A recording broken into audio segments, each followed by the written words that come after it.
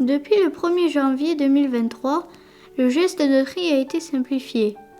Aujourd'hui, tous les emballages et tous les papiers se trient. Que devient-il après notre geste de tri ? Découvrons-le en suivant les services de la communauté de communes Cœur et Coteaux-Comminges et du système des Pyrénées. Selon notre lieu d'habitation, nous déposons dans la colonne bleu tous les papiers et cartons, jaune tous les emballages en plastique, en métal et les briques alimentaires, verte tous les emballages en verre. Et dans le bac jaune, pour les foyers qui en sont équipés, tous les emballages et tous les papiers. Il est essentiel de bien vider les emballages. Il faut les déposer en vrac et séparer les uns des autres. Inutile de les laver. Les agents de la communauté de communes collectent les bacs avec un camion poubelle et les colonnes de tri avec un camion équipé d'une grue.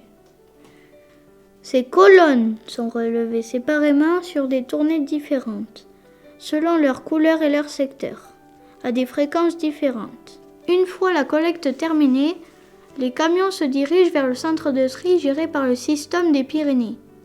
Les emballages et papiers sont pesés puis déchargés, excepté le verre qui reste stocké dans les bennes pour être acheminé vers la verrerie d'Albi. Les papiers et cartons des colonnes bleues sont vidés dans une zone spécifique du centre de tri pour être rechargés en semi-remorque vers la papeterie. Les emballages, quant à eux, passent sur la chaîne de tri. Un engin les charge sur un plateau appelé fond mouvant qui les monte vers une cabine de pré-tri. Ils vont être séparés manuellement par matériaux. Les emballages souples en plastique comme les films, les sacs ou sachets, les gros cartons, ainsi que les indésirables appelés refus, sont triés manuellement. Seuls les emballages sont acceptés au centre de tri. Nous devons déposer à la déchetterie les objets en plastique ou métal, les appareils électroniques ou encore les produits dangereux. Et oui, respecter les consignes de tri, c'est aussi assurer la sécurité des agents. Les emballages passent dans un crible pour être séparés. Les emballages en aluminium comme les canettes et les barquettes, ainsi que les emballages en plastique tels que les bouteilles, les flacons, les pots et les briques alimentaires descendent sur le crible. Les emballages en acier comme les boîtes de conserve sont captés par un puissant aimant, puis ils sont acheminés vers une presse hydraulique pour les compresser en paquets d'une vingtaine de kilos. Un camion vient ensuite récupérer les paquets direction l'acierie. Les papiers et cartons, quant à eux, montent sur le crible. Direction la deuxième cabine de tri. Les opérateurs trient les emballages en fonction de leurs matériaux et les placent dans des goulottes différentes.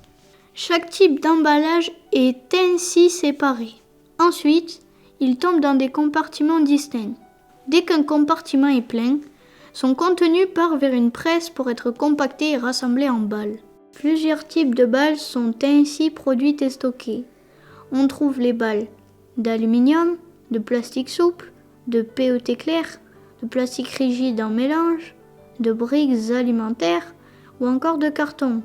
Le papier est stocké en vrac. L'étape de tri est maintenant terminée. Direction l'usine de recyclage, correspondant à chaque matériau. Les emballages recyclés, ce sont autant des matières premières réutilisées pour fabriquer de nouveaux produits et ainsi préserver les ressources naturelles. Grâce à vous, 1489 tonnes d'emballages de papier et verre ont été triés sur notre territoire lors du premier semestre 2023. Un grand merci pour votre précieux geste de tri. Ensemble, préservons notre planète.